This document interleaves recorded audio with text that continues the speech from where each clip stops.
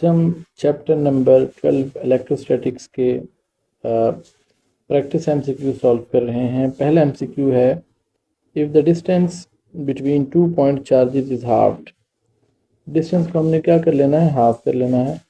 तो electric intensity ई जो है वो होगी, वो हमने फाइंड आउट करनी है। तो देखें, इसके लिए हम क्या करते हैं, इलेक्ट्रिक इंटेंसिटी का फॉर्मूला इस्तेमाल करते हैं। ई किस चीज़ के बराबर है, ई बराबर है के क्यू ओवर आर स्क्वायर के। तो जब हम डिस्टेंस को क्या करेंगे, इन सेपरेशन को हाफ करेंगे, for r is equal to r by 2, then क्या होगा, अब जो नई इलेक्ट्रिक इंटेंसिटी है इसका हम नाम दे देते हैं ई प्राइम। तो के क्यू ओवर ये आर बाई 2, इसका हम क्या कर लेंगे, स्क्वायर कर लेंगे। अब जो नई इलेक्ट्रिक इंटेंसिटी है वो हमारे पास ऐसा आएगी, ई प्राइम इज इक्वल टू, ये 4 नीचे डिवाइड हो रहा है, ऊपर जाके मल्टीप्लाई हो जाएगा, तो के क्यू ओवर आर स्क्वायर। ये 4 का फैक्टर जो मल्टीप्लाई हो रहा है, ये इस बात को शो करता है कि जो इलेक्ट्रिक इंटेंसिटी है वो 4 गुना बढ़ जाएगी।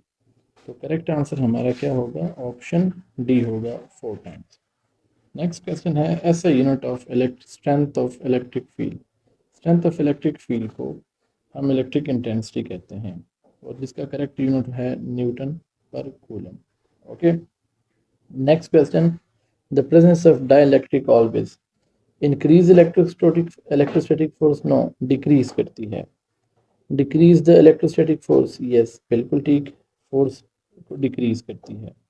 और डज नॉट इफेक्ट या डबल द इलेक्ट्रोस्टैटिक फोर्स। तो हमें बेसिकली इसका रिलेशन पता है कि जो इलेक्ट्रिक फोर्स के हवाले से जो रिलेशन है रिलेटिव परमिटिविटी का, एप्सिलॉन आर किस चीज़ के बराबर है, वो एफ वैक्यूम, यानी force between two charges in the case of vacuum और टू मीडियम। इससे ये साबित होता है कि एप्सिलॉन आर जो है ये कम करता है फोर्स की वैल्यू को।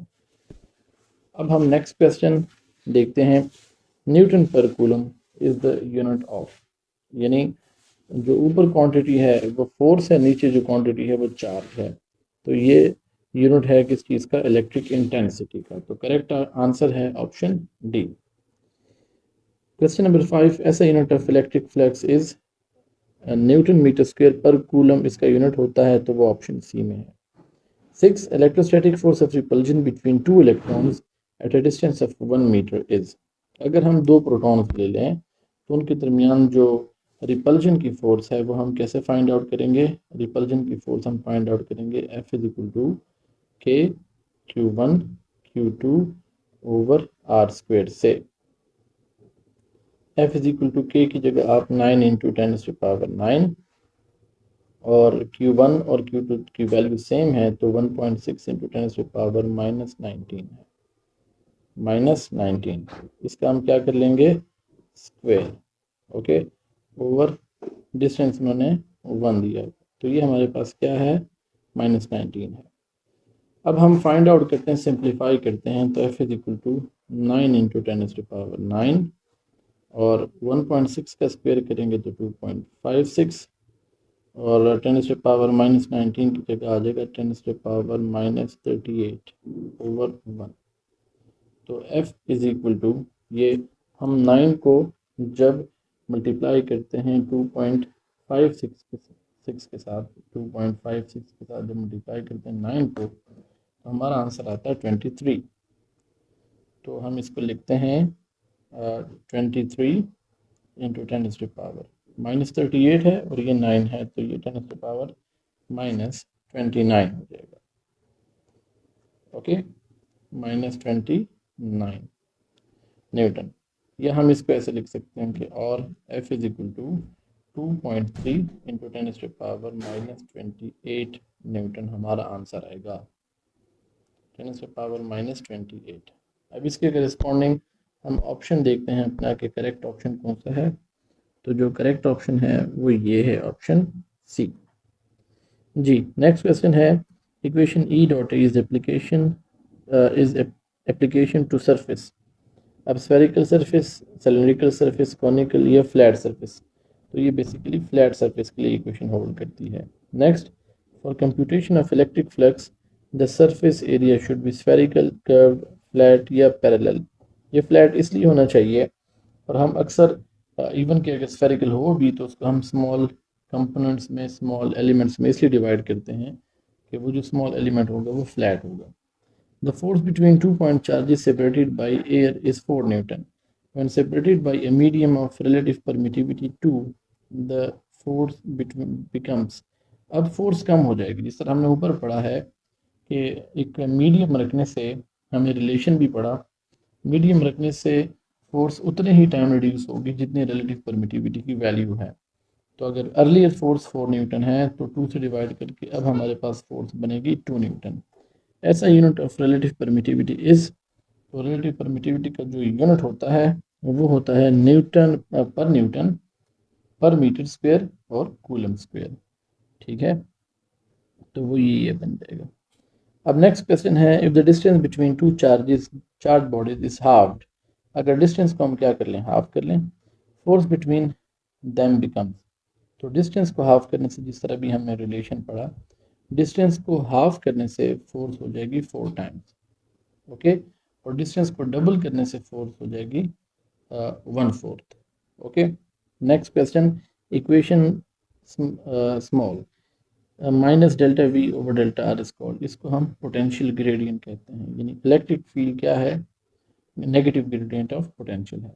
If the medium between charges is not free space then electric force will, अब देखें क्या लिखा है, इंक्रीज, डिक्रीज, रिमेन सेम और नन ऑफ दीज, तो ये डिक्रीज हो जाएगी। जब भी हम फ्री स्पेस के अलावा कोई भी दूसरे मीडियम की बात करेंगे तो उसमें जो फोर्स होगी वो कम होगी as compare to the vacuum. For which material medium force between two charge particle is maximum, अब इसमें लिखा हुआ है अमोनिया, जर्मेनियम, मीका और टेफ्लॉन। तो जिसका रिलेटिव परमिटिविटी सबसे कम होगा उसके लिए फोर्स क्या होगी, मैक्सिमम होगी, और वो टेफ्लॉन है। The negative of the negative of potential gradient is called, इसको हम क्या कहते हैं, नेगेटिव पोटेंशियल ग्रेडियंट को इलेक्ट्रिक इंटेंसिटी कहते हैं, और इसका इक्वेशन हम यहाँ पर पढ़ चुके हैं, is equal to minus delta V over delta r. The electric field lines are closer where the field is, book की लाइन है, जहाँ पर फील्ड लाइंस क्लोजर होती हैं वो बेसिकली स्ट्रॉन्ग फील्ड वाला पॉइंट होता है।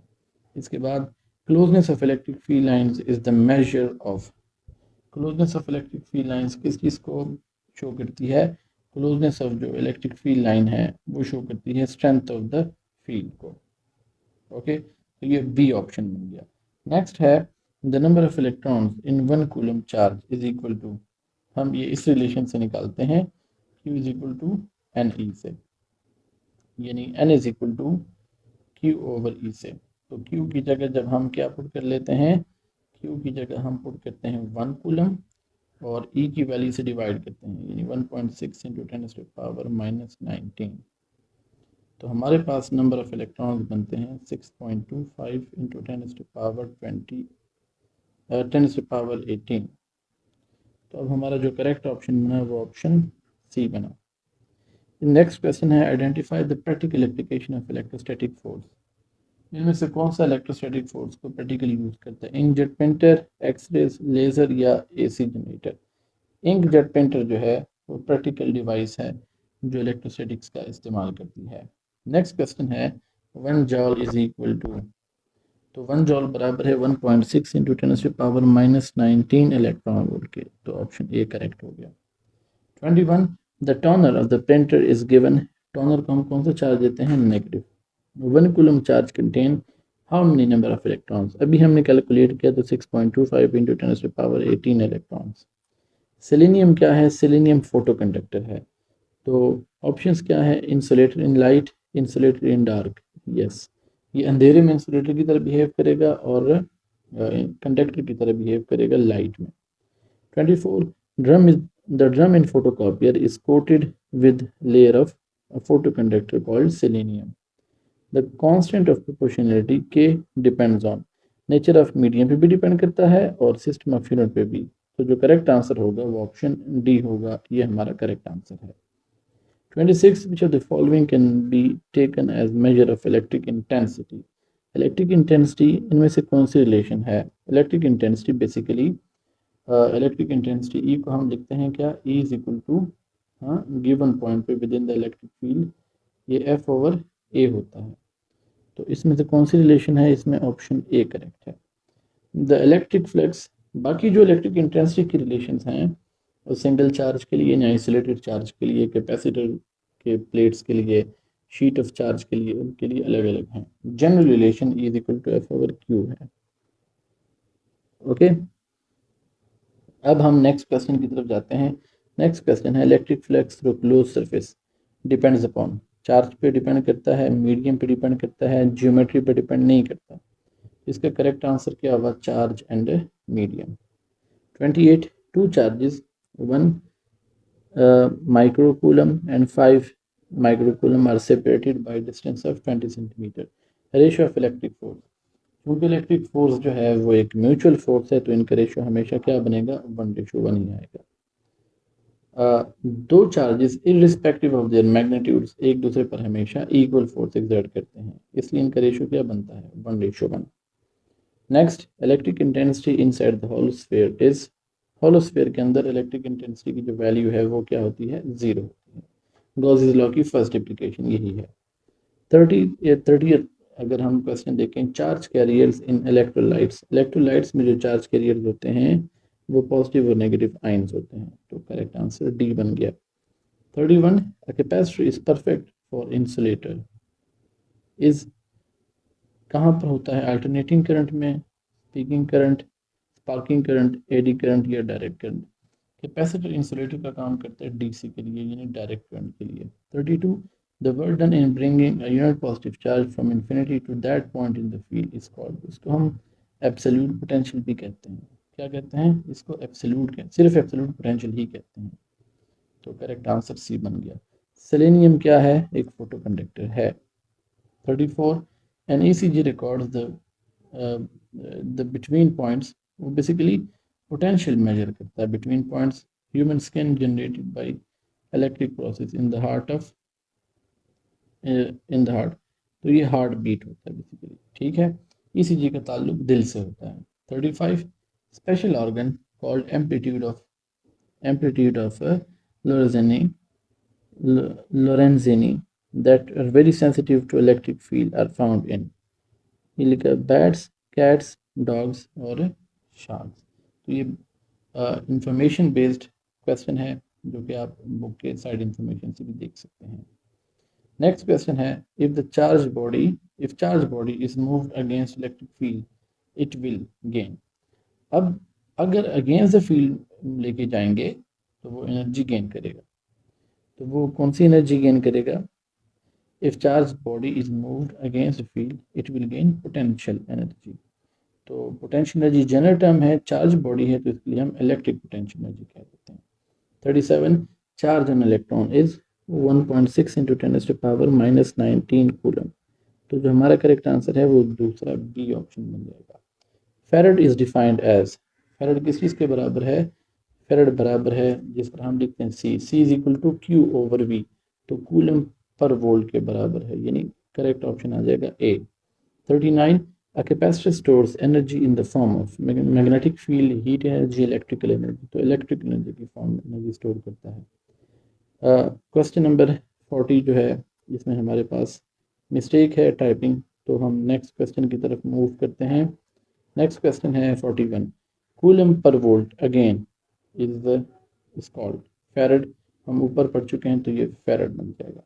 42 capacitance of a parallel plate capacitor is, वो बन जाएगा C is equal to A epsilon naught over D, ये ऑप्शन ए है। दूसरे में है vacuum A epsilon naught epsilon R over D, C vacuum में लिखा हुआ है epsilon naught D over A, तो ये करेक्ट आंसर है A epsilon naught over D. Question number 43 the separation between the plates of a capacitor is doubled, capacitance become, तो जिस तरह हमने ये रिलेशन पढ़ा है कि डिस्टेंस का और कैपेसिटेंस का आपस में इन्वर्स रिलेशन है, तो अगर हम कैपेसिटर के दरमियान क्या करेंगे, कैपेसिटर के प्लेट्स के दरमियान सेपरेशन को डबल करेंगे, तो सेपरेशन डबल करने से कैपेसिटर की जो कैपेसिटेंस है वो क्या हो जाएगी? हाफ हो जाएगी। इस फॉर्मूले को यूज़ करते हुए जो अभी हमने डिस्कस किया ये इसको यूज़ करते हुए। जी, नेक्स्ट क्वेश्चन है capacitance of a capacitor does not depend on. Capacitance of capacitor according to the formula C equal to epsilon naught over d, distance पे डिपेंड करता है, एरिया पे भी डिपेंड करता है, इलेक्ट्रिक फील्ड पे डिपेंड नहीं करता और मीडियम पे डिपेंड करता है। तो करेक्ट ऑप्शन सी बन जाएगा। Next question, electro electroencephalograph EEG is the diagnostic test for the working of eyes, heart, brain or lungs। तो ये ब्रेन के लिए है। Okay. 46, if the potential difference across two plates of capacitor is doubled then the energy stored in it will be। तो हमारे पास जो formula है energy store का, E इज इक्वल टू क्या है, E is equal to 1/2 CV square. तो यहाँ से आपको पता चलता है कि E is proportional to square of V। तो जब हम V को डबल करेंगे, when V is equal to 2V, E क्या हो जाएगा, E बिकम्स 4E। ओके, तो एनर्जी क्या करती है, एनर्जी 4 टाइम्स क्या करती है, इंक्रीज करती है। ओके, इस रिलेशन के मुताबिक एनर्जी जो है वो 4 टाइम्स इंक्रीज करेगी। तो हमारा आंसर सी बन जाएगा। 47, the product of resistance and capacitance, R और सी का जो प्रोडक्ट है वो हमें क्या देगा, टाइम कांस्टेंट टी देगा। 48, the quantity time constant R C has units of, R C बराबर होता है टी के, तो टाइम आएगा। The slope of Q over T graph, Q over T हमें क्या देता है, क्यू ओवर टी हमें देता है करंट, तो ये आई आएगा। तो इसका करेक्ट आंसर क्या होगा, करंट होगा। Question number 50, electric potential at a mid point in electric dipole is zero. Dipole किसे कहते हैं, two equal and opposite charges separated by some distance. तो बिल्कुल d/2 यानी हाफ डिस्टेंस पे पोटेंशियल क्या हो जाएगा, जीरो होगा। 51, electric field created by a positive point charge is, वो रेडियली आउटवर्ड होता है, तो डी ऑप्शन। 52, 1 बिलियन इलेक्ट्रॉन, ये 10⁻9 या रिस्पेक्टिव प्रीफिक्स में आप इसको यूज़ कर सकते हैं, इसकी ज़रूरत नहीं है। 53, capacitance of a capacitor depends upon, thickness पे डिपेंड नहीं करता, चार्ज ऑन द प्लेट्स पे डिपेंड नहीं करता, वोल्टेज अप्लाइड पे डिपेंड नहीं करता, किस चीज़ पे डिपेंड करता है, ज्योमेट्री ऑफ द प्लेट पे डिपेंड करता है। ओके, तो करेक्ट ऑप्शन डी है, यानी डिपेंड करता है कि प्लेट्स कौन सी हैं, स्फेरिकल हैं, पैरेलल हैं, सिलेंड्रिकल हैं। 54, if time constant in RC series circuit is small, capacitor is charged rapidly। जितना टाइम कांस्टेंट ज़्यादा होगा उतना स्लो चार्जिंग होगी, जितना टाइम कांस्टेंट कम होगा उतनी फास्ट चार्जिंग होगी। 55, the net charge on capacitor each plate having magnitude of charge Q is, capacitor के दोनों प्लेट्स पर इक्वल और अपोजिट चार्ज होता है, तो जो नेट चार्ज होगा कैपेसिटर पर वो क्या होगा, zero. 56, which material should be inserted between the plates of capacitor in order to increase its capacitance। हमें एक डाई इलेक्ट्रिक रखना पड़ेगा, कॉपर नहीं रख सकते, आयरन नहीं रख सकते, टिन नहीं रख सकते, ये मेटल्स हैं, हमें मीका रखना चाहिए। 57, in the Millikan-Oldrup experiment of charged particle of mass m in equilibrium in an applied electric field E, if direction of electric field is reversed then acceleration of the particle will be। अगर हम charge particle की electric field की अगर हम direction को reverse कर दें, तो जिस तरह उसमें आपने देखा हुआ है कि वो इलेक्ट्रिक फील्ड बेसिकली अपोजिट होता है, ठीक है। मिलीकन में क्या होता है, मिलीकन एक्सपेरिमेंट में होता ये है कि एक चार्ज पार्टिकल के ऊपर, वो चार्ज पार्टिकल के ऊपर जो वेट होता है उसका डाउनवर्ड, जो कि ग्रेविटेशन फोर्स है, और अगर हम ये इलेक्ट्रिक फोर्स की डायरेक्शन है, तो अगर इसकी डायरेक्शन इफ रिवर्स्ड है, अगर इसकी डायरेक्शन हम रिवर्स कर लें तो फिर क्या बनेगा, फिर होगा ये कि ये नीचे की तरफ वेट और नीचे की तरफ ही इलेक्ट्रिक फील्ड, तो दोनों फोर्सेस क्या हो जाएंगे, सेम डायरेक्शन में होंगे, तो नतीजा ये होगा कि 2F, या हम ये कहेंगे कि एक्सेलरेशन इसमें क्या हो जाएगा, डबल हो जाएगा। तो अब हम देखते हैं क्वेश्चन को। क्वेश्चन में हमसे पूछा गया है कि मिलीकन एक्सपेरिमेंट में जब हम इलेक्ट्रिक फील्ड की डायरेक्शन को रिवर्स कर दें तो क्या फ़र्क पड़ेगा एक्सेलरेशन पे। तो एक्सेलरेशन हमारे पास 2g हो जाएगी, यानी option D. 58 if electric and gravitation forces on electron balance each other then the electric intensity will be। अब अगर हम इस रिलेशन में देखें कि इलेक्ट्रिक और ग्रेविटेशन फोर्सेस एक दूसरे को अगर क्या कर दें, बैलेंस कर दें, इलेक्ट्रिक और ग्रेविटेशन फोर्सेस एक दूसरे को अगर बैलेंस कर रहे हैं तो हमारे पास रिलेशन क्या बनेगा। देखें एफ जी और एफ ई, ठीक है। तो ग्रेविटेशन फोर्स वेट के बराबर लगती है एम जी और ये क्यू ई, तो E is equal to m g over q, ये रिलेशन होगा। अब इसके बाद E is equal to m g over q को मद्देनज़र रखते हुए हमने ये देखना है कि हमारा करेक्ट आंसर जो होगा वो कौन सा होगा। तो एम जी ओवर क्यू यानी करेक्ट ऑप्शन हमारा बनेगा ऑप्शन ए जी। इसके बाद है 2 इलेक्ट्रॉन्स फॉल्स और potential difference of 3 volt. Energy is, energy हम निकालते हैं इस केस में। एनर्जी कैसे निकालेंगे, क्यू वी से निकालेंगे। तो क्यू की जगह 2 ई लिखें और पोटेंशियल डिफरेंस की जगह 3 लिखें, तो 2 मल्टीप्लाइड बाई 6 3 बन जाएगा 6 इलेक्ट्रॉन वोल्ट, यानी ये हमारा आंसर है। 60 M3 को देखें, RC factor has same dimension as that of time. ये पहले भी बता दिए कि टी बराबर है किस चीज़ के, आरसी के। 61 if electric field of force are equally spaced the electric field is uniform. जिस तरह कैपेसिटर के प्लेट्स के दरमियान फील्ड जो होती है वो यूनिफॉर्म होती है क्योंकि लाइंस जो हैं वो इवनली स्पेस्ड होती हैं। 62 if the distance between two charges is halved and charges are also double the force between them becomes. हमने ऐसा करना है कि हमने दोनों चार्जेस को क्या कर देना है, दोनों चार्जेस का जो मैग्नीट्यूड है, अगर हम क्वेश्चन में देखें तो क्वेश्चन में हमें बताया गया है कि आप चार्जेस का जो मैग्नीट्यूड है, क्वेश्चन में बताया गया है कि दोनों चार्ज का मैग्नीट्यूड हाफ कर दें और डिस्टेंस को क्या कर दें, हाफ कर दें और चार्जेस को डबल कर दें। तो हमने डिस्टेंस को क्या करना है, हाफ, और चार्जेस को कर देना है डबल, ठीक है। अब हम ऐसा ही कर रहे हैं कि हम डिस्टेंस को हाफ करने वाले हैं और जो है वो F is equal to distance को हम हाफ करेंगे और चार्जेस को डबल। तो के 2q और 2q दोनों चार्जेस हाफ कर दिए और डिस्टेंस को हमने कर दिया हाफ, तो r बाई 2 का स्क्वायर। तो ये फोर्स हो जाएगी अब 16 टाइम्स फोर्स बढ़ेगी। तो इसके करस्पॉन्डिंग जो हमारा करेक्ट आंसर होगा वो क्या होगा, 16 times. 63 the force between two charges is 28 Newton. If the paraffin wax of relative permittivity 2.8 is introduced between the plates, the force between। तो इस तरह के केसेस में हमने रिलेटिव परमिटिविटी की वैल्यू से फोर्स को डिवाइड करना होता है। तो हमने 28 को अगर डिवाइड कर लें 2.8 से तो हमारा आंसर क्या बनेगा, हमारा आंसर बनेगा 10 newton. 64 electric flux is expressed as. तो इलेक्ट्रिक फ्लक्स जो है वो इलेक्ट्रिक इंटेंसिटी ई और एरिया का क्या है, डॉट प्रोडक्ट है। तो सी ऑप्शन हमारा क्या होगा, करेक्ट होगा।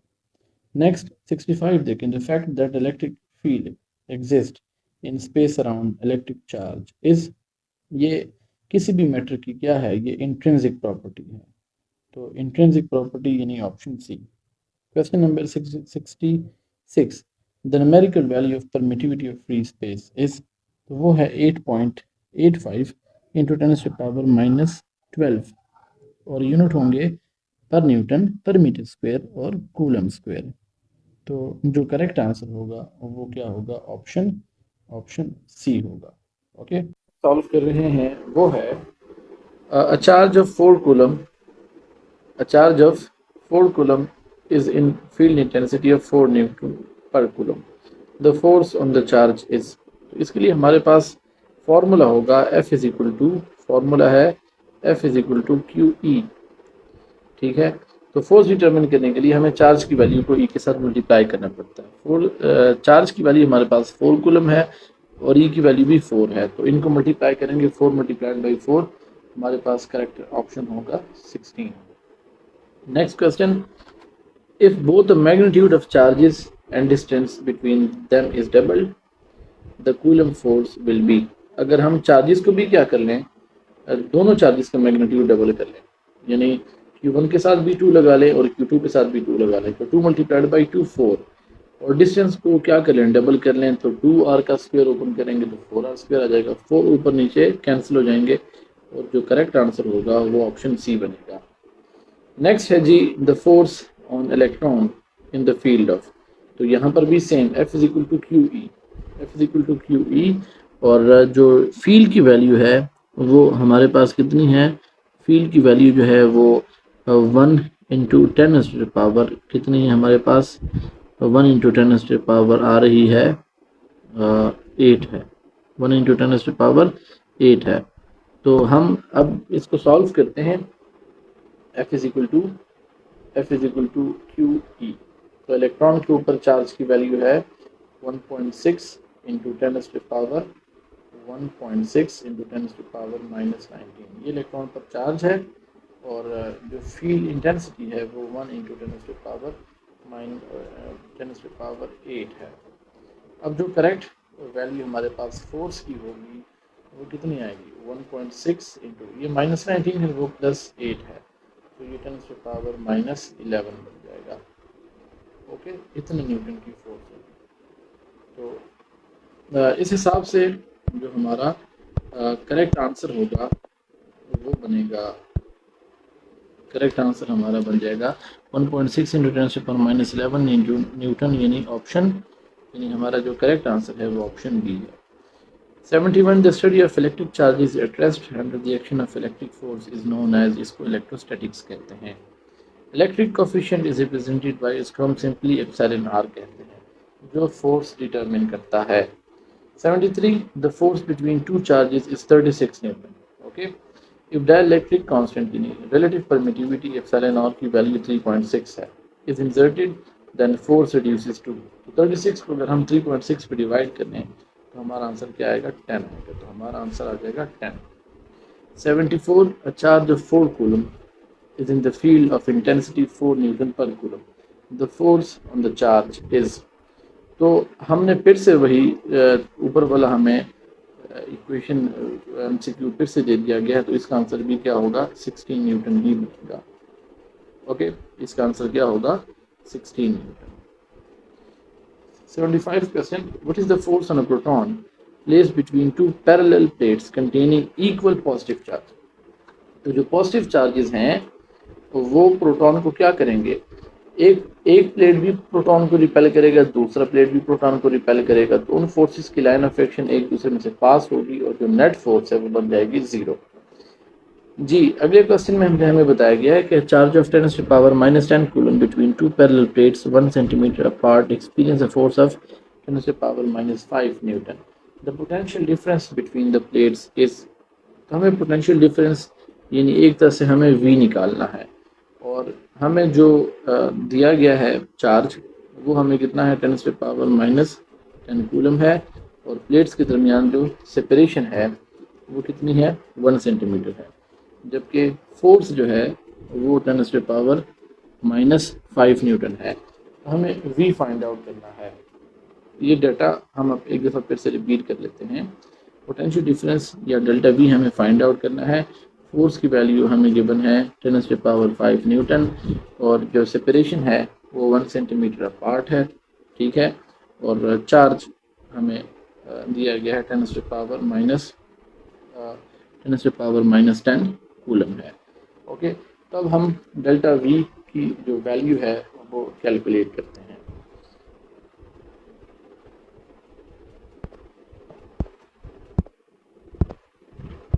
अच्छा,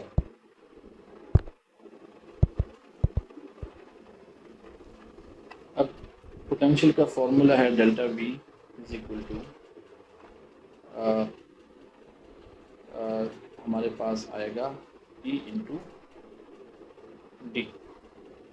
ये हमने फार्मूला कहाँ से लिया है, E is equal to minus delta V over delta D से लिया है, या आर से।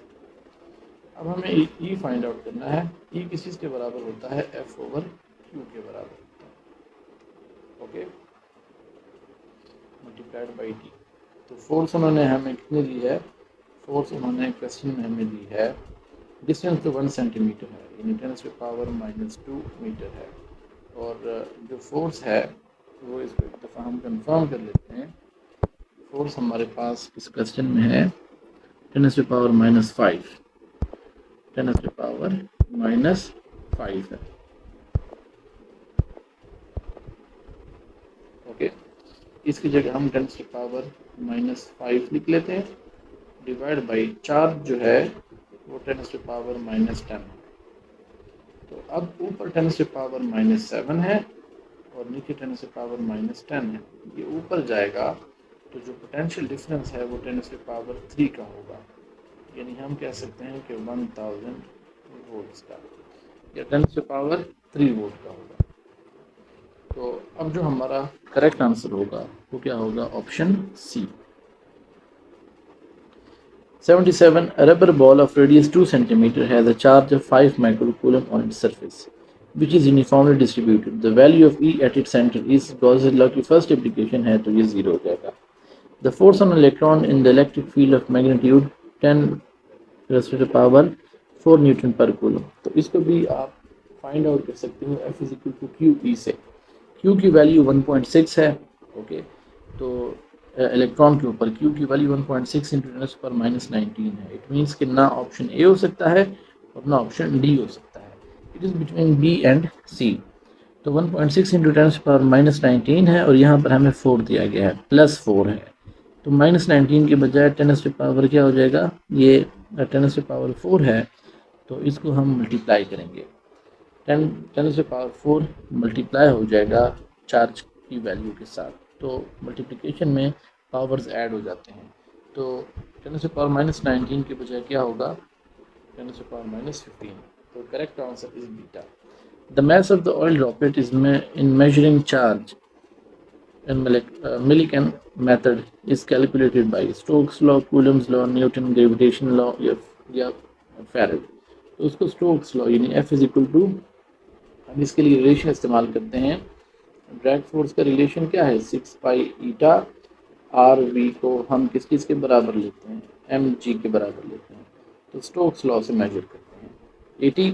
The idea for electric field lines was proposed by, Faraday का आइडिया था।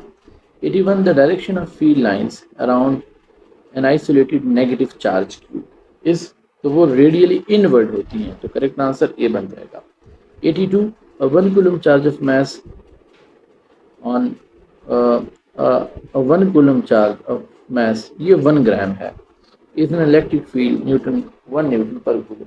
एक्सेलरेशन विल बी, अब एक चार्ज पार्टिकल जो कहाँ पर मौजूद है, जिसका मैग्नीट्यूड है 1 कूलम, उसका मास कितना है 1 ग्राम, इलेक्ट्रिक फील्ड 1 न्यूटन पर कूलम में मौजूद है, तो इसके ऊपर इसकी एक्सेलरेशन कितनी होगी। तो एक्सेलरेशन जो है यहाँ पर हम फाइंड आउट करेंगे, दो फोर्सेस को कंपेयर करेंगे, इलेक्ट्रिक फोर्स को और जो है वो ग्रेविटेशन फोर्स को, यानी वेट को कंपेयर करेंगे। तो अब हमारा जो करेक्ट आंसर बनेगा वो हम इस रिलेशन, हम इसको फाइंड आउट करते हैं F is equal to Q E से और and F is equal to M A से। तो ये हमारे पास किस चीज़ के बराबर आएगा, क्यू ई ओवर एम। अब इसमें हम वापस वैल्यूज पुट कर लेते हैं। वैल्यू क्या है हमारे पास, क्यू की वैल्यू जो है 1 है और 1 ग्राम मैस है, ओके। क्यू की वैल्यू क्या है 1, मैस ई की वैल्यू भी 1 है और 1 ग्राम है, यानी 10⁻³ kg है। तो ए जो होगा वो 10⁻³ मीटर पर सेकेंड स्क्वायर आ जाएगा।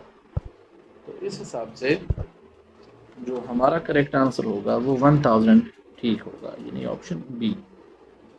83 देखें, photocopier and inkjet printer are the practical application of electrostatics. ठीक है। 84 है of the one of the applications of electrostatic induction is laser, photocopier, x ray machine और विल्सन क्लाउड चैम्बर। तो ये इलेक्ट्रोस्टैटिक इंडक्शन है, याद रखें इलेक्ट्रोस्टैटिक इंडक्शन है तो फोटोकॉपियर है।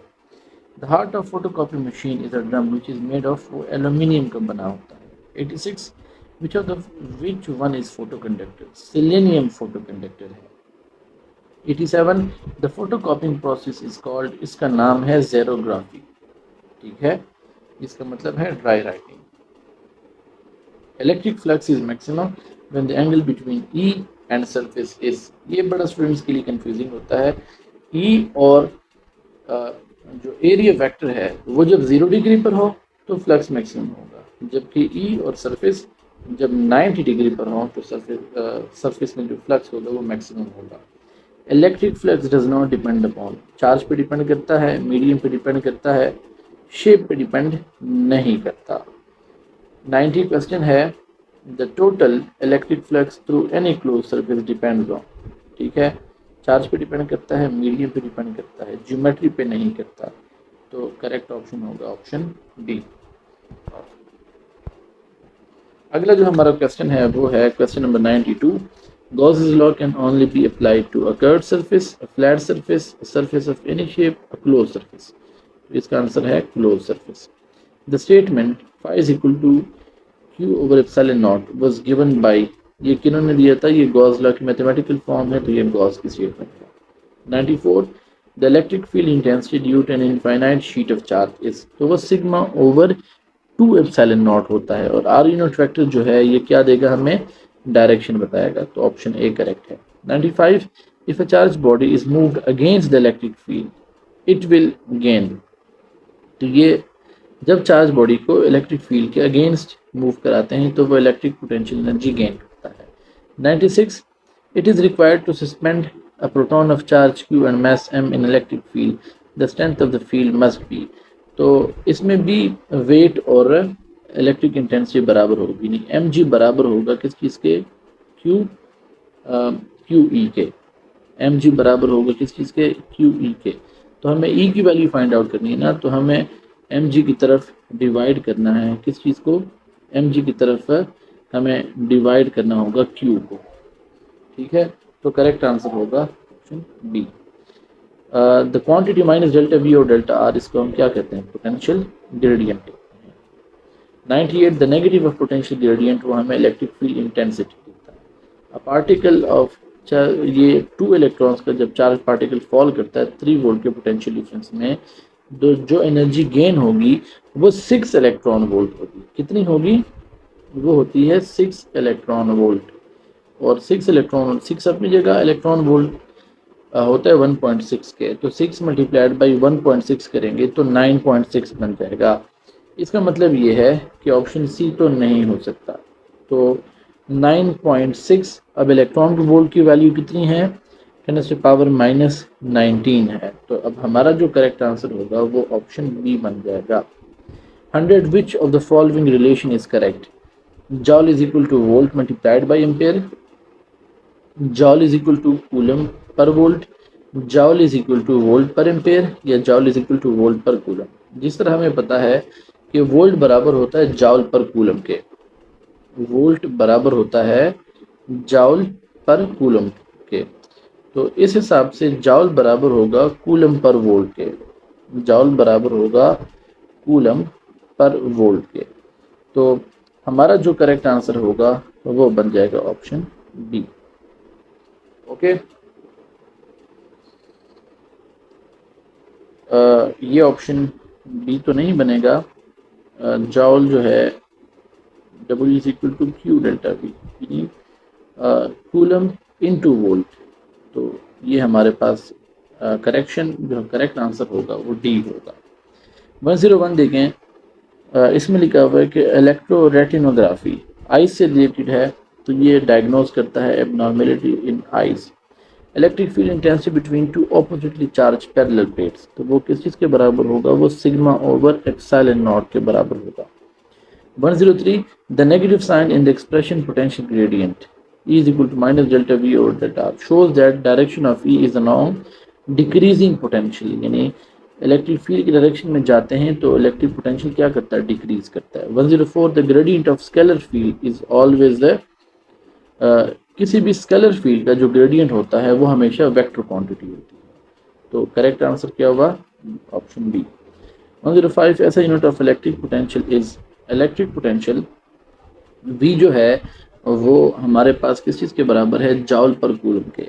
तो जॉल की जगह आप लिख सकते हो न्यूटन मीटर, यानी kilogram metre square per second पर कूलम। तो kilogram metre square per second, kilogram metre square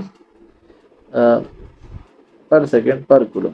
तो आपके पास जो करेक्ट आंसर होगा वो क्या होगा, ये आप इस तरह से फाइंड आउट कर सकते हैं। Electric potential V is equal to W over Q, तो ये न्यूटन मीटर जॉल आ जाएगा और पर कूलम। ओके, अब हम इसको सिंप्लीफाई करते हैं तो न्यूटन की जगह आएगा किलोग्राम मीटर पर सेकेंड स्क्वायर के साथ मल्टीप्लाई करेंगे मीटर को और फिर पर कूलम। तो यानी kilogram metre square per second square, kilogram metre square per second square और ये per coulomb, kilogram metre square per second square per coulomb. तो ये हमारा ऑप्शन सी करेक्ट आंसर है। 106, difference between potential energy between 2 points per unit charge is called, इसको potential difference कहते हैं। Okay, next है 107, unit of electric intensity is the same as that of, electric intensity के unit potential gradient के बराबर होंगे। 108, potential difference between 2 points is 100 volt and separation is 5 centimeter, then potential gradient is, अब potential gradient का मतलब ये है कि वो आपसे E की वैल्यू पूछ रहे हैं। तो E की वैल्यू के लिए आपने क्या करना है, 100 को डिवाइड करना है किस चीज़ पे, 5 सेंटीमीटर पे, यानी 5 इंटू 10⁻⁻2 पे। ये -2 ऊपर जाएगा तो 10⁻+2 बन जाएगा और नंबर ऑफ जीरोस हमारे पास 4 हो जाएंगे। तो जब आप इतने सारे जीरोस जो हैं यानी 10⁻4 बन जाएगा, 10⁻4। तो जब आप 10⁻4 को डिवाइड करते हैं 5 पे तो जो करेक्ट आंसर होगा वो होगा 2000 न्यूटन पर कूलम। तो option A is correct answer. 109, the common door bell requires a voltage of 9 volt, 9 volt चाहिए होते हैं। इसके बाद during danger the eel turns itself into a living battery that potential difference between its head and tail can be, ये I think so up to 600 volt हो सकता है, जिसको आप अपनी बुक से कंफर्म कर सकते हैं। इसके बाद है V और M is the unit of, अब देखें इसमें लिखा है वोल्ट पर मीटर, ये इलेक्ट्रिक इंटेंसिटी का यूनिट है। तो करेक्ट ऑप्शन है option B. 112, 1 electron volt is equal to 1.6 into 10⁻⁻19 joules, तो ये ऑप्शन ए बन जाएगा। 113, electron volt is the unit of energy, तो ये इलेक्ट्रिकल एनर्जी या सिंपली एनर्जी का यूनिट है। ओके, सॉल्व कर रहे हैं वो है the value of charge on 1.0 into 10⁻7 electron is, यानी ये हमें नंबर ऑफ इलेक्ट्रॉन्स गिवन है बेसिकली, ये क्या है, नंबर ऑफ इलेक्ट्रॉन्स।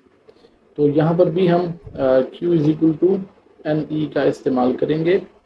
तो नंबर ऑफ इलेक्ट्रॉन्स कितने हैं, 1.0 इंटू 10⁻7, या हम सिंपली 10⁻7 लिख सकते हैं और इसके साथ मल्टीप्लाई करेंगे E की वैल्यू जो कि 1.6 इंटू 10⁻⁻19 है।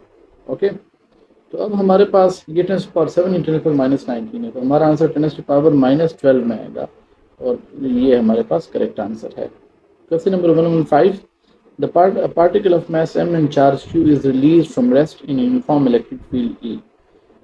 ये बेसिकली काइनेटिक एनर्जी है, लेकिन ये शायद टाइपिंग मिस्टेक है, इन्होंने के लिख दिया। तो ये काइनेटिक एनर्जी जो होगी वो किस चीज़ के बराबर होगी, Q इंटू V के बराबर होगी। तो इनमें से कोई रिलेशन इसका ठीक नहीं है, तो काइनेटिक एनर्जी के हवाले से जो रिलेशन होगा वो QV होगा। Question number 116. A proton is moved from low potential to high potential between 2 points having potential difference of 1 volt. Energy gained by the proton is, तो प्रोटॉन के ऊपर जो चार्ज होता है, charge on a proton is equal to charge on a proton is numerically equal to charge on an electron. तो चूंकि दोनों पर चार्ज बराबर होता है मैग्नीट्यूड के लिहाज से, तो जो एनर्जी गेन होगी वो कितनी होगी, वो 1 इलेक्ट्रॉन वोल्ट के बराबर होगी। 117. A particle having charge of 2e falls through a potential difference of 3 volts. The change in kinetic energy is equal to. पहले हमने ये क्वेश्चन सॉल्व किया था किस चीज़ के लिहाज से, एनर्जी के लिहाज से। इस दफ़ा पोटेंशियल एनर्जी के बजाय काइनेटिक एनर्जी का पूछ लिया, तो वो भी जो इसकी काइनेटिक एनर्जी में जो चेंज आएगा वो भी हम ऊपर वाली रिलेशन से निकालेंगे। क्यू वी से, क्यू कितना है 2e और वी उन्होंने बताया हुआ है 3 वोल्ट्स, तो 6 इलेक्ट्रॉन वोल्ट के बराबर इसमें चेंज आएगा। ग्रेविटेशन फोर्स क्या है, ग्रेविटेशनल फोर्स में लिखा हुआ है weak force, strong force. Gravitational force चूंकि लॉन्ग रेंज फोर्स है और इसमें जो जी की वैल्यू है वो 10⁻⁻⁻ में है, तो इसलिए ये क्या है, एक वीक फोर्स है। Next one, gravitation force can not be mass dependent तो है, डिस्टेंस डिपेंडेंट भी है। हाँ, इसको हम शील्ड नहीं कर सकते, यानी इसको रोक नहीं सकते, जबकि ये स्ट्रॉन्गर देन इलेक्ट्रिक फील्ड नहीं है बल्कि ये वीकर देन इलेक्ट्रिक फोर्स है। तो इसका करेक्ट आंसर होगा C. The charge on droplet in Millikan experiment is calculated by using formula Q is equal to mgd/v। तो हमारे पास ये रिलेशन होगा C. A capacitor is device that, इसको जनरली इस्तेमाल किया जाता है स्टोर चार्ज करने के लिए, यानी टू स्टोर चार्ज। इसके बाद 122, the space between the plates of capacitor is filled by a dielectric constant K. The capacitance of the capacitor, जिस तरह हमने पढ़ा था कि जब हम कोई डाइलेक्ट्रिक मटेरियल रखते हैं जो जिसकी रिलेटिव परमिटिविटी एप्सिलॉन आर या के होती है, तो उससे फोर्स वीक होती है। इसी तरह कैपेसिटेंस के केस में इसका उलट है। एक डाइलेक्ट्रिक मीडियम यानी एक इंसुलेटर रखने से जो परमिटिविटी होती है, जितने टाइम उसकी वैल्यू होती है, जो परमिटिविटी की वैल्यू होती है, यानी जो डाइलेक्ट्रिक कांस्टेंट की वैल्यू होती है, उतने टाइम जो कैपेसिटेंस है वो कैपेसिटर की इंक्रीज करेगी। तो इसमें के स्क्वायर लिखा हुआ है, ये भी नहीं है, डिक्रीज भी नहीं है, रिमेन द अनचेंज भी नहीं है, तो करेक्ट आंसर हमारा ये होगा इंक्रीज बाय फैक्टर ऑफ के।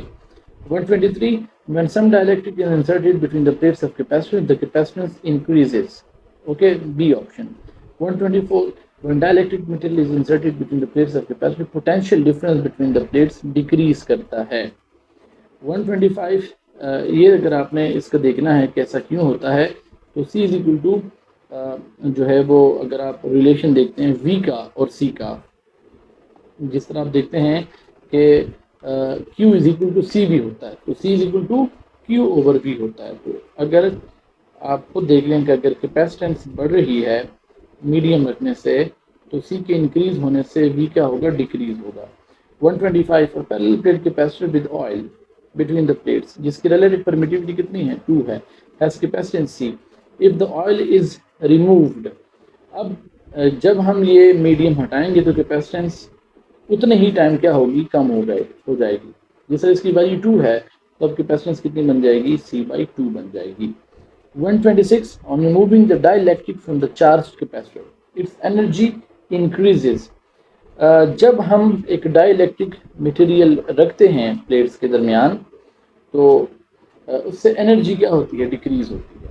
सिर्फ कैपेसिटेंस इंक्रीज होती है, बाकी मोस्टली जो वेरिएबल्स हैं वो सारे डिक्रीज होते हैं। लेकिन अगर डाइलेक्ट्रिक हटा दिया जाए, रिमूव कर दिया जाए, तो एनर्जी क्या करेगी, इंक्रीज करेगी। और रीज़न क्या है, क्योंकि जब हम वो हटाएंगे, डाइलेक्ट्रिक मटेरियल हटाएंगे, तो पोटेंशियल डिफरेंस बढ़ जाएगा, और पोटेंशियल डिफरेंस बढ़ने से एनर्जी इंक्रीज करेगी। 127, capacitance of a parallel plate capacitor can be increased by decreasing area of the plates, no, इसके डायरेक्टली प्रोपोर्शन है।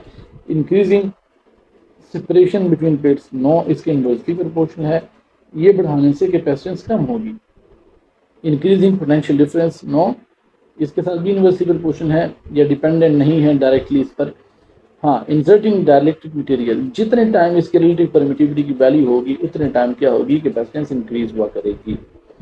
128, due to polarisation, electric field हमेशा डिक्रीज होती है। पोलराइजेशन के नतीजे में होता ये है कि इंसुलेटर के अंदर पोलराइजेशन होती है, यानी पोल्स बन जाते हैं और हर पोल की अपनी एक इलेक्ट्रिक फील्ड होती है जो कि एक्सटर्नल इलेक्ट्रिक फील्ड को अपोजिशन देती है, तो जिसकी वजह से नेट इलेक्ट्रिक फील्ड डिक्रीज होती है।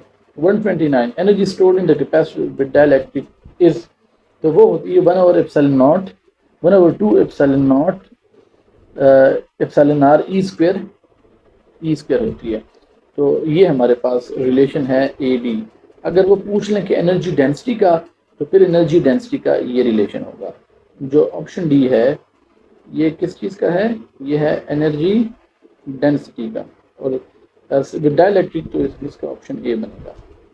130 energy density in the capacitor is, तो वो होगी 1/2 ε0 एप्सिलॉन r और ई स्क्वायर। तो वो पूछ रहे हैं कि एनर्जी डेंसिटी डायरेक्टली प्रोपोर्शन किस चीज़ के है, तो जिस तरह मैं ऊपर बता चुका हूँ कि वो डायरेक्टली प्रोपोर्शन है ई के स्क्वायर के, तो बी ऑप्शन करेक्ट है। 131 the energy stored in the capacitor is, तो वो क्या होती है, वो इलेक्ट्रिकल पोटेंशियल एनर्जी होती है, D. 132 1 farad capacitor is charge to 100 volt, okay, ये potential difference and then discharge to 1 kilowatt resistance, the total energy dissipated to the resistance is. अब हमें ये वैल्यू याद रखनी है कि हमारे पास जो रेजिस्टेंस है वो कितनी है, वो 1000 ओम है, और जो पोटेंशियल डिफरेंस है वो हमारे पास कितना है, पोटेंशियल डिफरेंस जो है वो 100 वोल्ट है, 100 वोल्ट है। तो हमें कैपेसिटेंस कितनी गिवन है, कैपेसिटेंस जो है वो 1 फैराड है। तो हम इसको सॉल्व करते हैं, E is equal to 1/2 E is equal to 1/2 CV square.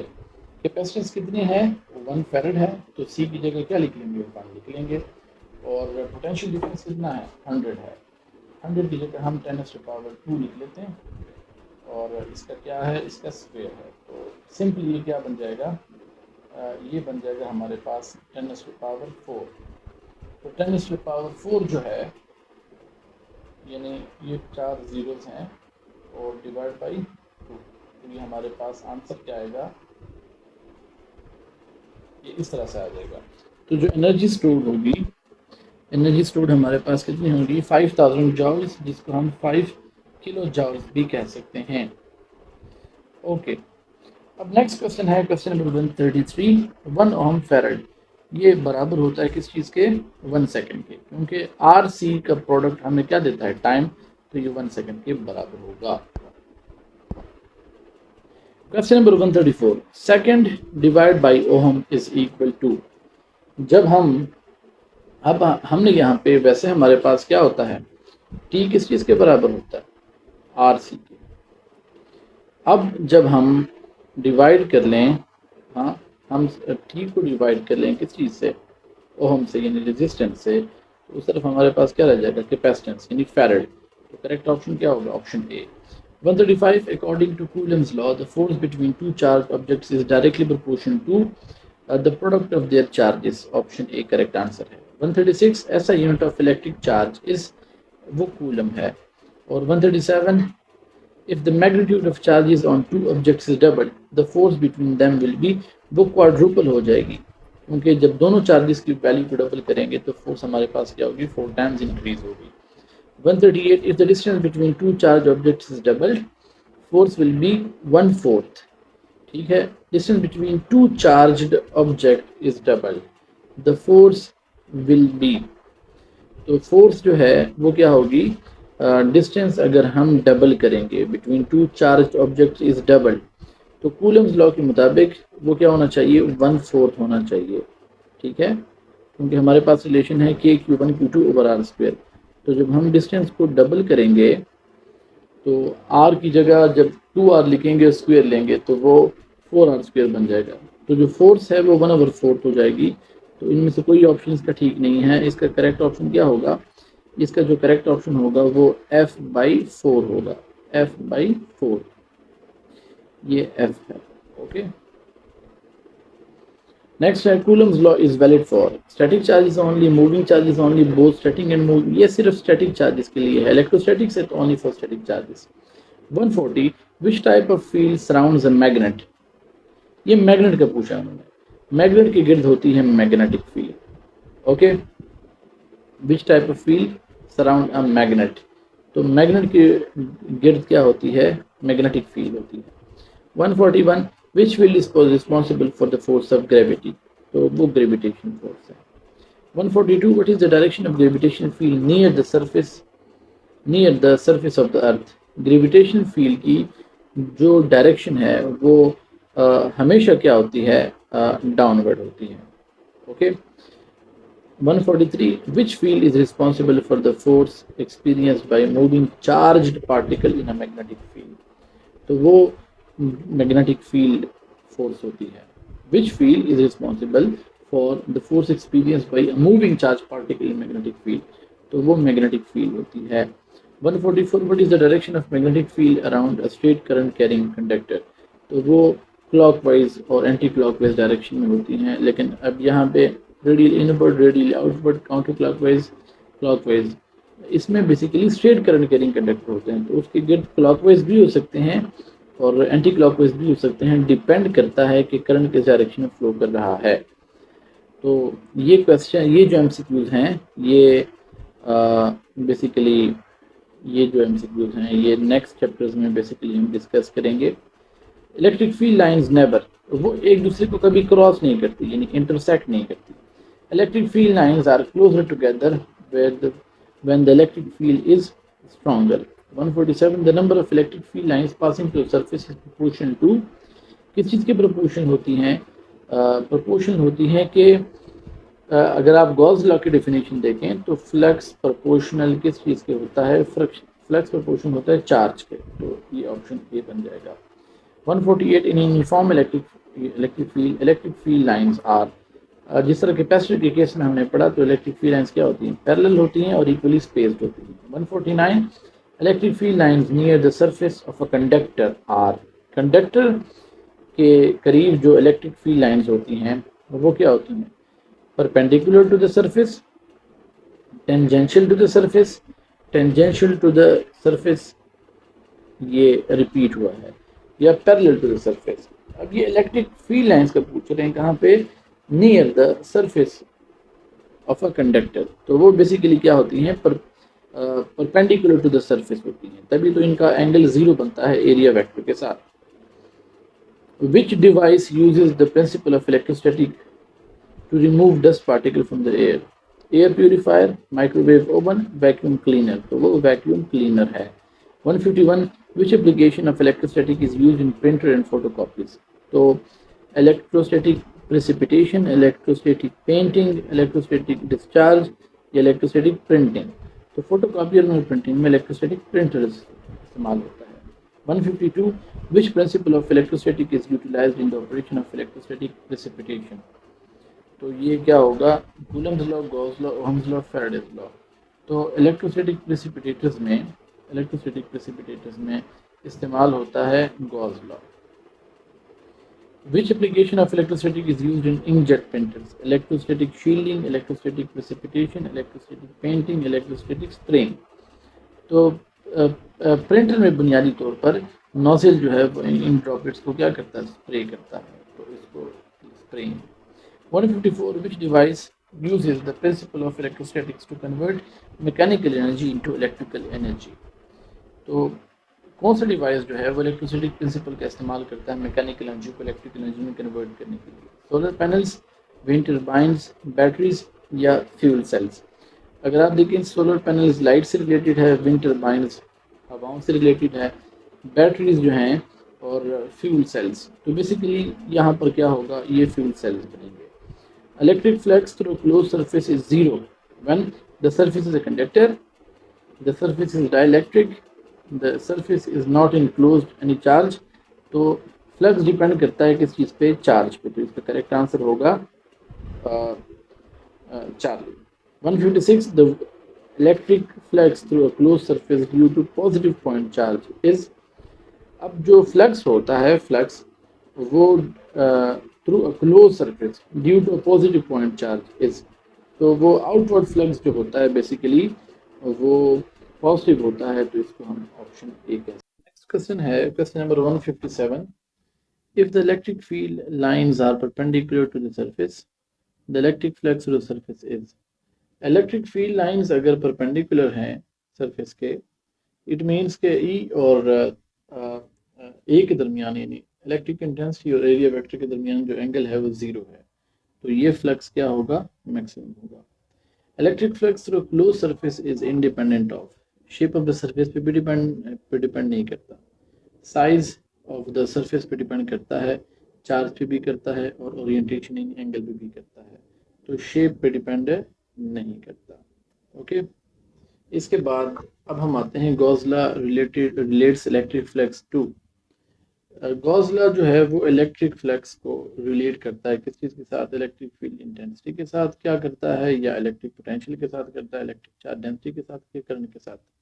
तो ये phi is equal to Q over epsilon not Gauss law है, और phi is equal to E A, ये फ्लक्स बाय डेफिनेशन है, तो ये इलेक्ट्रिक इंटेंसिटी के साथ करता है। Question number 160, electric flux close surface including a positive charge is, जिस तरह हम डिस्कस कर चुके हैं कि लाइन जिसकी बाहर आती हैं जिसको हम पॉजिटिव, आउटवर्ड फ्लक्स को हम पॉजिटिव लेते हैं। The electric flux through close surface including a charge depend upon shape of the surface और साइज ऑफ द सरफेस और charge enclose by the surface. ठीक है, तो जो इलेक्ट्रिक फ्लक्स है ना वो थ्रू क्लोज सरफेस, वो सिर्फ और सिर्फ डिपेंड करेगा किस चीज़ पे, वो डिपेंड करेगा चार्ज पे। इसके बाद क्वेश्चन नंबर 162। अच्छा, क्वेश्चन नंबर 161 को थोड़ा सा क्लियर कर दें, इसमें शायद स्टूडेंट ये समझें कि वो शेप पे डिपेंड करता है, लेकिन वो इलेक्ट्रिक इंटेंसिटी होगी जो हम रिलेट करते हैं, जो शीट के लिए कुछ और आती है और प्लेट्स के लिए कुछ और आती है। तो वो जो फ्लक्स है ना, electric flux through close surface, वो दो चीज़ों पे डिपेंड करता है, चार्ज पे और मीडियम पे। तो यहाँ पे उन्होंने मीडियम का जिक्र नहीं किया, तो हमारा करेक्ट आंसर होगा charge. Question number 162, electric flux through close surface including a charge is zero when the surface is conductor, the surface is dielectric, the surface is not enclosed any charge, the surface is at zero potential. अब question है कि electric flux through surface including a charge is zero, एक ऐसा surface जिसके अंदर charge bound है, तो उसमें से फ्लक्स कब जीरो होगा। The surface is a conductor, ये करेक्ट आंसर है, क्योंकि कंडक्टर में से फील्ड लाइंस पास नहीं हो सकती। ठीक है, अच्छा, अब चूंकि वो बता चुके हैं कि enclosing a charge, it means के सी वाला ऑप्शन तो इररेलेवेंट हो गया। ठीक है, और बी जो है डाइलेक्ट्रिक, अगर इंसुलेटर हो तो लाइंस फिर भी इसमें से निकल जाती हैं, कम होती हैं लेकिन पास ज़रूर होती हैं, और द सरफेस जीरो पोटेंशियल, तो उसमें तो वर्क डन नहीं होगा सिर्फ। Question number 163, electric flux through closed surface including a charge is independent of shape of the surface, size of the surface, orientation of the surface, none of the above। अब देखें, electric flux जो close surface में है वो independent है, यानी depend नहीं करता किस चीज़ पे, शेप पे, तो वो डिपेंड नहीं करता साइज ऑफ द सरफेस पे, वो डिपेंड नहीं करता ओरिएंटेशन ऑफ द सरफेस पे, तो वो शेप ऑफ द सरफेस पे डिपेंड नहीं करता। Okay, 164, electric flux through close surface including a charge is negative, flux negative कब होगा, when the charge inside is a conductor, the surface is outside a conductor, the electric field is directed inward. ठीक है, definitely जब electric field क्या होगी, उसकी direction inward होगी। जिस तरह पॉजिटिव चार्ज के लिए इलेक्ट्रिक फ्लक्स पॉजिटिव होता है और नेगेटिव चार्ज के लिए इलेक्ट्रिक फ्लक्स जो है वो नेगेटिव होता होगा। 165, Gauss law relates electric field to, Gauss law electric field को electric potential, magnetic field, charge distributor, kinetic energy, इनमें से किस चीज़ के साथ रिलेट करता है। तो गॉस लॉ का रिलेशन है phi is equal to Q over epsilon not. Okay, और एट द सेम टाइम जो है वो क्यू और एप्सिलॉन नॉट के साथ साथ हम इसमें से जब हम क्यू की वैल्यू फाइंड आउट करते हैं तो हम चार्ज डेंसिटीज पढ़ते हैं, तो इसको चार्ज डिस्ट्रीब्यूशन के साथ रिलेट करता है। Gauss law is the consequence of Ohm's law, Newton law of motion, Coulomb's law, in none of these आ जाएगा। Gauss law is based on the concept of magnetic flux, electric potential energy, electric flux, ये flux के साथ related है। 168, Gauss law states that electric flux through closed surface is always zero, always positive, always negative, can be either positive or negative. Depending upon the nature of charge, it can be positive or negative. Question number 169. The mathematical form of Gauss law involves integrals, derivations, differential equations या matrices. तो basically mathematical form of Gauss law जो है वो इसकी integral form भी available है और इसकी डिफरेंशियल फॉर्म भी अवेलेबल है. ठीक है. Question number 170. Gauss law can be applied to determine electric field inside conductors only, insulators only, both conductors and insulators, or superconductors. तो both आएगा. 171. Gauss law is used to calculate electric field inside uniformly charged spherical shell, cylindrical shell, cubic shell, spherical conductor. ठीक है. तो Gauss law इस्तेमाल होता है electric field को calculate करने के लिए इनसाइड यूनिफॉर्म, जिस पर यूनिफॉर्म चार्ज हो. शेल के लिए हम मोस्टली इसको इस्तेमाल करते हैं और कंडक्टर के सेंटर पे मालूम करने की ज़रूरत इसलिए नहीं होती क्योंकि इसके सेंटर पे वैसे भी ई क्या होता है, ज़ीरो होता है. 172. Gauss law is applied to analyze the dielectric field, the electric field between the plates of a resistor, capacitor, inductor या ट्रांसफार्मर. तो कैपेसिटर के लिए, जिसको third application of Gauss law भी हमारी बुक में कहते हैं. 173. Gauss law is applied to calculate electric field outside a uniformly charged spherical shell, cubic shell, cylindrical shell या metallic sphere. तो वो बेसिकली spherical shell के लिए भी इस्तेमाल करते हैं और metallic sphere के लिए भी, लेकिन बेसिकली यूजुअली spherical shell के लिए यूज किया जाता है. 174. Gauss law is applied to calculate electric field due to an infinite line of point charges, conducting charges, carrying wires या dielectric material. तो ये होगा ये कंडक्टिंग चार्जेस. ठीक है. Question number 175. Electric potential difference between 2 points is also known as, इसको जो है वो इलेक्ट्रिक फील्ड स्ट्रेंथ नहीं कहते हैं लेकिन इलेक्ट्रिक पोटेंशियल एनर्जी या पोटेंशियल डिफरेंस या वोल्टेज इसको सिंपली कहते हैं. इलेक्ट्रिक पोटेंशियल डिफरेंस को हम क्या कहते हैं, ये मेजर किया जाता है. वो जो मूविंग चार्जेस होते हैं तो हम वोल्टेज, तो अभी यहाँ पे वोल्टेज नहीं कहेंगे बल्कि इसको इलेक्ट्रिक पोटेंशियल एनर्जी कहेंगे. जितना पोटेंशियल डिफरेंस होता है उसी की करस्पॉन्डिंग एनर्जी होती है. Electric potential is measured in volts में मेजर करते हैं. 177. Electric potential due to point charge decreases as distance from the charge increases. ये दोनों इनवर्सली प्रोपोर्शनल है. V is equal to K Q over R होता है. तो बेसिकली जब आप चार्ज से फासला बढ़ाओगे यानी आर की वैल्यू इंक्रीज करेंगे तो वी का क्या होगा, कम होगा. 178. Electric potential at the surface of a charge conductor is determined by charge of the conductor, shape of the conductor, material of the conductor या none of this. Electric potential जब हमने सरफेस पर मालूम करना हो तो वो बुनियादी तौर पर हम इस चीज़ को देखते हैं कि चार्ज जो है वो डिस्ट्रीब्यूटेड है. तो इसका करेक्ट आंसर जो होगा वो होगा option A. Okay.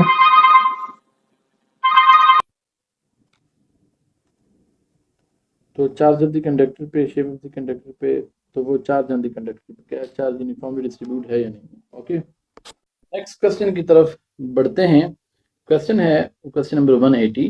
Electron volt is commonly used in the field of thermodynamics, optics, quantum mechanics या मैकेनिक्स. तो इलेक्ट्रॉन वोल्ट जो है ये स्मॉलर यूनिट है किस चीज़ का, एनर्जी का. तो ये थर्मोडायनामिक्स में यूज़ नहीं होता, ऑप्टिक्स में यूज़ नहीं होता, ये मैकेनिक्स में जाउल इस्तेमाल होता है. तो ये क्वांटम मैकेनिक्स में इस्तेमाल हो सकता है और ये होता है. Okay. 181. Electron volt is convenient unit for expressing the, ये बेसिकली एनर्जी और लेवल्स ऑफ एटम्स के लिए कन्वीनियंट है, यानी जहाँ पे स्मॉल एनर्जी चेंजेस हों वहाँ पे इस्तेमाल होता है. Question number 182. The binding energy of electron in an atom is typically measured in electron volts. क्योंकि इलेक्ट्रॉन एक स्मॉलर पार्टिकल है तो ये किसी भी एटम में इसकी जो बाइंडिंग एनर्जी होती है वो मेजर की जाती है in terms of electron volts. Question number 183. The energy of a photon can be expressed in the units of, photon भी एक स्मॉलर पार्टिकल है, सब एटॉमिक पार्टिकल है, इसके लिए भी जो यूनिट यूज किया जाता है वो भी क्या होता है, वो भी इलेक्ट्रॉन वोल्ट ही होता है. Okay. Question number 184. The electron volt is often used to describe the energy of particles in electrical circuit, magnetic field, nuclear reactions या मैकेनिकल सिस्टम्स. तो मोस्ट यूजुअली या मोस्ट प्रोबेबली ये इस्तेमाल होता है इलेक्ट्रिकल सर्किट्स में। ओके, मैग्नेटिक फील्ड्स में इस्तेमाल हो सकता है, न्यूक्लियर रिएक्शंस में इस्तेमाल हो सकता है, या मैकेनिकल सिस्टम्स में इस्तेमाल हो सकता है। ये हमसे पूछा गया है। तो इलेक्ट्रिकल सर्किट्स में भी इस्तेमाल होता है मोस्टली। ओके, मैग्नेटिक फील्ड्स में इस्तेमाल रेयरली होता है, और न्यूक्लियर रिएक्शंस में इस्तेमाल नॉर्मली नहीं होते। ठीक है, इसके बाद है which are the following forces is responsible for holding electrons in orbit around the nucleus of an atom. तो जिस तरह बुक की पहली लाइन है कि we owe our existence to electric force, तो इलेक्ट्रिक फोर्स की वजह से जो है इलेक्ट्रॉन्स जो है वो होल्ड करते हैं। इलेक्ट्रिक फोर्स की वजह से बेसिकली मॉलिक्यूल्स की और ये बॉन्डिंग वगैरह होती है। Question number 196, which force is responsible for the motion of planets around the sun. तो प्लैनेट्स अराउंड द सन जो है वो ग्रेविटेशन फोर्स बुनियादी तौर पर सेंट्रीपिटल फोर्स फराहम करती है। तो ये इसका आंसर बी होगा। Question number 197, which force is responsible for the attraction between earth and objects on its surface. तो वो भी क्या होगा, वो भी ग्रेविटेशन फोर्स ही होगी। Question number 188, the electric force between two charge objects is stronger when. दो चार्ज ऑब्जेक्ट्स के दरमियान इलेक्ट्रिक फोर्स स्ट्रॉन्गर कब होगी? When the charge on one object is larger, the distance between the object is larger, the objects have opposite charges, yeah, the objects have same charges. Yes. दो charges का magnitude जो है वो जब बराबर होगा तो फोर्स उनके दरमियान स्ट्रॉन्ग होगा। मसलन अगर आप देखें, अगर आप कंपेयर करें किस चीज़ को, मसलन हमारे पास चार्जेस हैं 5 और 5, तो 5 और 5 के दरमियान जो फोर्स बनेगी वो 25 की होगी। 5 और 2 के दरमियान जो फोर्स होगी वो 10 की होगी। तो गिवन चार्जेस के केस में अगर चार्जेस का मैग्नीट्यूड सेम हो तो उनके दरमियान जो फोर्स है वो क्या होगी, स्ट्रॉन्गेस्ट होगी। Question number 189। ओके, और अगर ये क्वेश्चन इन केस हम 188 अगर ले लें in terms of nature of charge, तो स्ट्रॉन्गर फोर्स कब होगी, जब ऑब्जेक्ट्स का ऑपोजिट चार्ज हो, क्योंकि फिर अट्रैक्शन होगी। लेकिन अगर मैग्नीट्यूड्स के लिहाज से बात करें फिर ऑप्शन डी बनेगा। क्वेश्चन नंबर 188 के बाद 189, the gravitation force between two objects is stronger when. अब ग्रेविटेशनल फोर्स ऑब्जेक्ट्स के दरमियान, when the mass of the one object is larger, distance between the objects is large, the objects have opposite charges, या the objects have same charges. अब की बार ये हमसे gravitational force का पूछ रहे हैं। तो ग्रेविटेशनल फोर्स के केस में हम हरगिज़ भी चार्जेस को कंसिडर नहीं करेंगे। ये पूछा कि distance between the objects is larger और mass of the object is larger. तो जिस तरह अर्थ है तो इसका मास किसी भी दूसरे ऑब्जेक्ट जो इसको अपनी तरफ अट्रैक्ट करता है उसके मुकाबले में ज़्यादा है। तो इसका करेक्ट ऑप्शन ए होगा। Millikan oil drop experiment was designed to measure the, ये चार्ज ऑन इलेक्ट्रॉन के लिए इस्तेमाल होता है ये experiment. Question number 191, the oil drops used in Millikan experiment was charged by friction, heat, light और magnetism. तो ये जिस तरह बुक में लिखा हुआ है ये ड्यू टू फ्रिक्शन चार्ज होते हैं।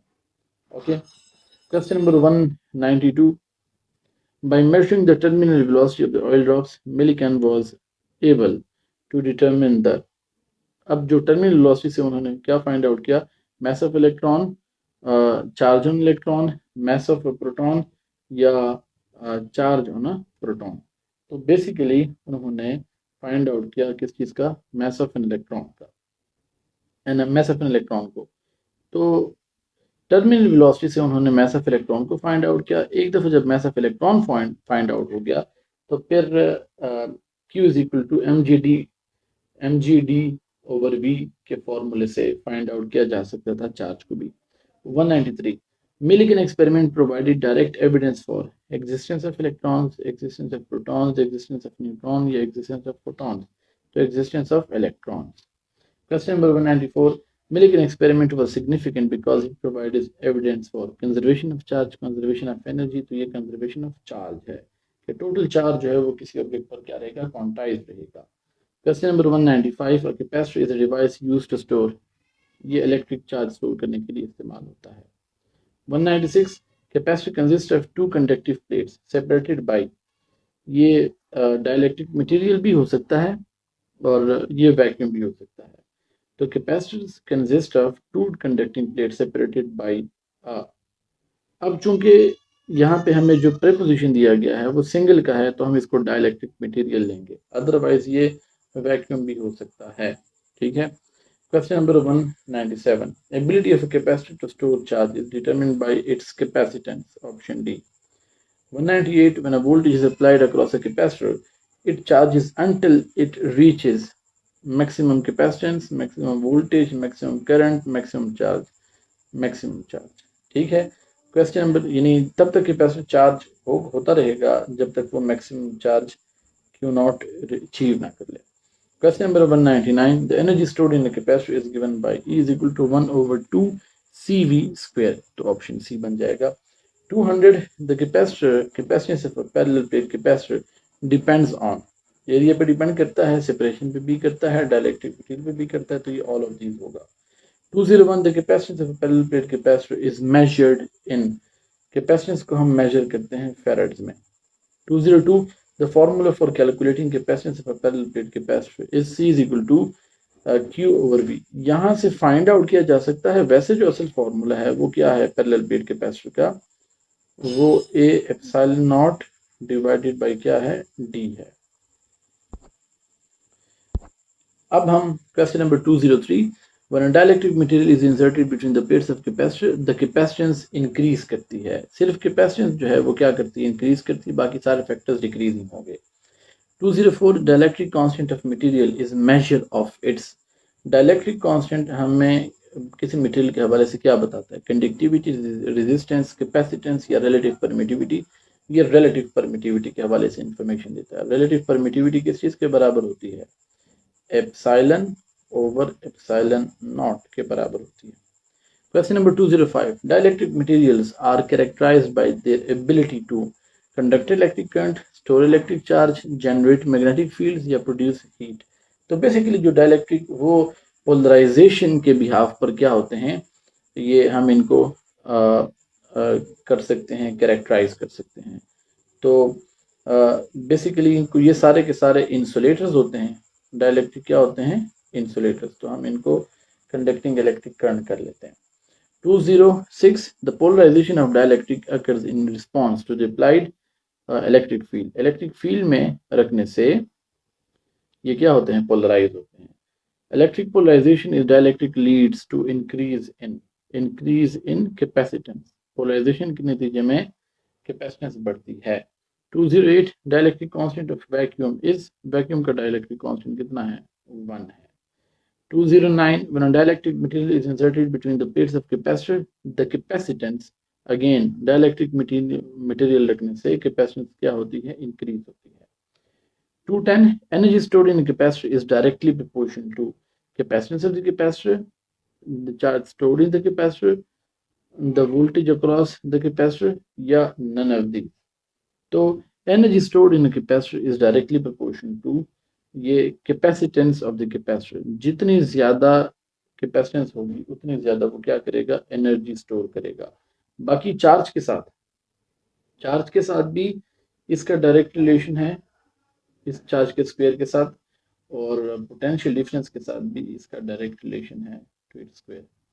Question number 211. Energy stored in the capacitor is measured in, energy जो स्टोर होती है वो नॉर्मली इलेक्ट्रॉन वोल्ट्स में, लेकिन जो एनर्जी या यहाँ पर जो हमें ऑप्शन गिवन है जॉल्स लिखेंगे। When the voltage across capacitor is doubled, energy stored in it is 4 times. ठीक है, क्वाड्रुपल्स, जिस तरह हम बताया हुआ है कि ई का वी के साथ स्क्वायर के साथ रिलेशन है, तो 4 टाइम्स हो जाएगा। 213. Energy stored in capacitor is related to the square of the voltage, charge और कैपेसिटेंस ऑफ द कैपेसिटर या नन ऑफ दिस। तो मोस्ट कन्वीनियंटली ये वोल्टेज के साथ रिलेट करता है, is equal to 1/2 CV square. हम ऐसे भी लिख सकते हैं कि E is equal to 1/2 Q square over C specific cases में, लेकिन जो स्टैंडर्ड रिलेशन है वो यही है 1/2 CV square. 214. Energy stored in capacitor is determined by material of the dielectric, size of the plates, shape of the capacitor, combination of the capacitance and voltage. तो energy store जो capacitor में होती है वो कैपेसिटेंस पे depend करती है और पोटेंशियल डिफरेंस पे, delta. 215, the time taken for a capacitor to charge approximately to 63% of its maximum charge is called time constant. तो इसको हम A कर देते हैं. 216, during the charging process the voltage across the capacitor, जैसे जैसे capacitor के प्लेट पे चार्ज डिपॉजिट होता है, जो वोल्टेज अक्रॉस द कैपेसिटर है वो क्या करता है, वो इंक्रीज करता है. ठीक है, क्योंकि C इज इक्वल टू, हमारे पास रिलेशन है C is equal to Q over V है. C is equal to Q over V. तो जब चार्ज इंक्रीज होता है तो पोटेंशियल डिफरेंस भी क्या होगा, इंक्रीज होगा. तो इसका आंसर ये होगा इंक्रीजेज एक्सपोनेंशियली, इंक्रीजेज एक्सपोनेंशियली, क्योंकि चार्ज एक्सपोनेंशियली इंक्रीज करता है. 217, when a charge capacitor is charged, the energy stored in the capacitor is released as heat, converted into magnetic energy, transferred into kinetic energy, या lost from the circuit. तो इसमें energy loss नहीं होता circuit से. तो हमसे ये जो पूछा गया कि चार्ज कैपेसिटर डिस्चार्ज होता है तो एनर्जी जो स्टोर करता है कैपेसिटर वो हीट की फॉर्म में रिलीज होती है, मैग्नेटिक एनर्जी की फॉर्म में रिलीज होती है, काइनेटिक एनर्जी की फॉर्म में रिलीज होती है. तो जिस तरह जो है वो ये एनर्जी जो है जो कैपेसिटर स्टोर करता है वो काइनेटिक एनर्जी की फॉर्म में रिलीज होती है, मसलन किसी इक्विपमेंट को रन करने के लिए इस्तेमाल होती है या चार्जेस को मूव कराने के लिए. Question number 218. During the discharging process, the voltage across capacitor decreases exponentially. क्योंकि चार्ज कम होगा तो V कम होगा. 219. The rate of charging or discharging of capacitor is determined by capacitance, resistance, voltage या current. तो एक कैपेसिटर कितना ज़्यादा तेज़ी के साथ चार्ज या डिस्चार्ज होता है ये हम टाइम कांस्टेंट से निकालते हैं, T is equal to RC. तो डिपेंड करता है कि यहाँ पे हमें इस कैपेसिटर का हमें कैपेसिटेंस गिवन है तो हम ऑप्ट करेंगे कैपेसिटेंस को, यानी T प्रोपोर्शन है किस चीज़ के, कैपेसिटेंस से. कैपेसिटेंस ज़्यादा है तो उसका जो रेट ऑफ चार्जिंग डिस्चार्जिंग होगा वो क्या होगा, ज़्यादा होगा. ठीक है जी स्टूडेंट्स, उम्मीद करता हूँ कि आज की हमारी ये वीडियो आपके लिए बहुत फ़ायदेमंद साबित हुई होगी. मज़ीद इस तरह की वीडियोज़ के लिए आप हमारे साथ रहें. अपना बहुत सारा ख्याल रखिएगा. अल्लाह हाफ़िज़.